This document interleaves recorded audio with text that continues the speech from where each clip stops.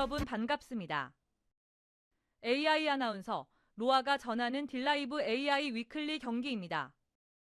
첫 번째 소식입니다. 양주시의회가 종합장사시설과 관련된 용역비를 삭감했습니다. 선정 부지를 둘러싼 주민들의 거센 반발이 계속되면서 재검토를 추진하겠다는 겁니다. 양주시의회에서 논의된 2025년 양주시 예산안을 비롯한 지역 현안을 살펴봤습니다. 박영찬 기자입니다. 2025년 양주시 예산안의 초점은 경제에 맞춰져 있습니다. 예산의 절반가량이 복지에 편중돼 있음에도 경기 북부 거점 도시로 도약하기 위한 신성장 동력이 절실한 상황이기 때문입니다. 양주시 의회는 양주 테크노밸리와 은남산단을 역내 경제 기반 구축을 위한 견인차로 만들겠다는 구상입니다. 양주 테크노밸리나 은남 산업단지 조성 사업에는 저희가 과감한 투자를 했습니다. 복지 부분은 저희가 47.05%입니다. 적절한 예산이 편성될 수 있도록 노력을 했습니다. 그러나 다만 앞으로 미래의 우리 경제 산업을 주도할 이런 기업 유치 이런 분야에 좀 많은 예산을 좀 과감히 투자를 했습니다. 삭감된 예산도 살펴볼 부분입니다. 총 22개 사업 예산이 삭감된 가운데 이 중 복지문화국이 제출한 사업이 9개에 육박했습니다.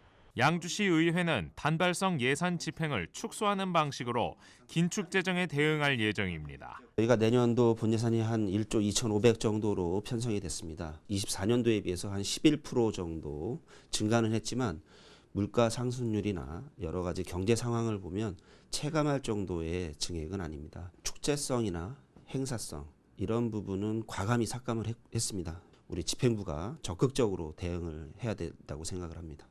최근 화두로 떠오른 종합장사시설 사업도 제동이 걸릴 전망입니다. 양주시 의회는 2025년에 집행하기로 했던 종합장사시설의 용역비 4억 원을 삭감하고 부지로 선정된 백서급 방석리를 둘러싼 반대 여론을 감안해 재검토를 추진하겠다는 입장입니다.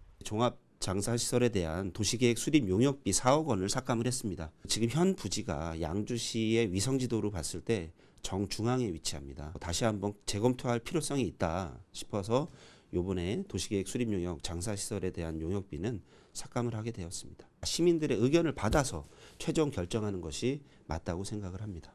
양주시 의회에서 통과된 2025년 예산안에 따라 양주옥정 행정복지센터와 방성, 산북간 도로 확포장 공사를 비롯한 생활 인프라 사업에는 199억 원이 투입됩니다. 딜라이브 뉴스 박영찬입니다. 2025년 파주시 예산이 총 2조 1,500억 원으로 확정됐는데요. 대폭 삭감을 예고해 논란이 된 생활 폐기물 수집 운반 대행 예산은 파주시 요구한 대로 반영됐습니다. 하지만 예산 심사 과정에서 삭감을 놓고 의원 간 찬반 의견이 엇갈려 본회의 표결로 최종 확정됐습니다. 전병천 기자입니다. 파주시의회 도시산업위원회는 지난 5일 파주시 생활 폐기물 운반 대행 예산 총 437억 가운데 137억 원을 삭감했습니다. 생활 폐기물의 수집과 운반, 원가 산정에 문제가 있다는 겁니다. 그런데 예산결산특별위원회가 도시산업위와 상의 없이 삭감된 예산을 전액 부활시킨 것. 이 과정에서 도시산업위가 예결위 심사 결과에 반발하며 원안을 고수한 수정안을 제출했습니다. 청소 관련 예산 삭감을 두고 의원 간 찬반 의견이 팽팽한 가운데 본회의 투표로 결정하겠다는 겁니다. 투표 결과 도시산업위의 삭감한 수정안이 재석 의원 15명 중 찬성 7표, 반대 8표로 부결돼 예결특위가 의결한 대로 내년 예산안이 확정됐습니다. 표결에 앞서 수정안을 낸 이혜정 의원은 예결위가 상임위의 심사 의견을 무시하고 집행부 요구 예산대로 반영한 건 의회 본연의 책무를 무시한 처사라고 강력히 비판했습니다. 예결위가 상임위원회의 심사 결과를 무시하고 삭감된 예산의 대부분을 되살리는 결정을 내린 데 대해 심각한 우려를 표하지 않을 수 없습니다. 이는 단순한 예산 조정의 문제가 아니라 상임위원회의 권한과 역할을 경시하고 위원 내 협력과 견제의 원칙을 훼손하는 심각한 사안입니다. 이에 대해 이정은 예결특위 위원장은 시민의 삶과 직결된 민생 예산의 중요성을 강조하며 본 예산에 반드시 반영돼야 한다며 삭감은 받아들일 수 없다는 입장입니다. 필수 사업 사업의 예산을 본 예산에 반영하지 않으면 생활 폐기물 수집 운반과 같은 시민의 일상생활과 직접적으로 연결된 필수 서비스의 차질이 발생할 수 있습니다.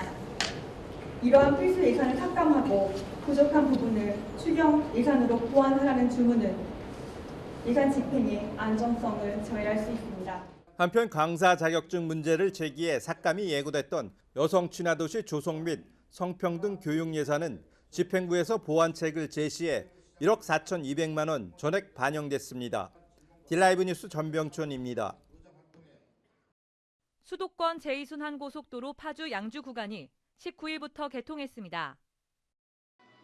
해당 구간은 파주시 파주읍과 양주시 회암동을 연결하는 총 19.6km의 왕복 4차로 노선입니다. 이번 개통으로 파주읍에서 회암동까지 주행거리는 4.4km 줄고 이동시간은 17분 단축됐습니다. 국토교통부는 이번 개통까지 수도권 제2순환선 전체 264km 가운데 74%인 194km를 구축했습니다. 양평에서 이천, 김포에서 파주, 안산에서 인천 구간은 2026년부터 순차적으로 개통합니다. 고양시가 일산 지역의 오래된 어린이공원에 대해 시설 개선 사업을 진행합니다. 일산 신도시 조성 후 30년이 지나 노후화된 공원들이 대상입니다. 올해 정발산 닭밭 어린이공원, 중산 하늘 별무리 어린이공원 등 3곳이 단장을 마쳤고 내년에는 백석 간이 어린이공원, 탄현 현중 어린이공원 등의 시설 정비가 진행될 예정입니다. 이번 환경 개선 사업에서는 놀이대 등 시설 교체와 바닥 재포장 등이 진행됩니다. 이 시간 준비한 소식은 여기까지입니다. 딜라이브 AI 위클리 경기를 마칩니다. 시청해주신 여러분 고맙습니다.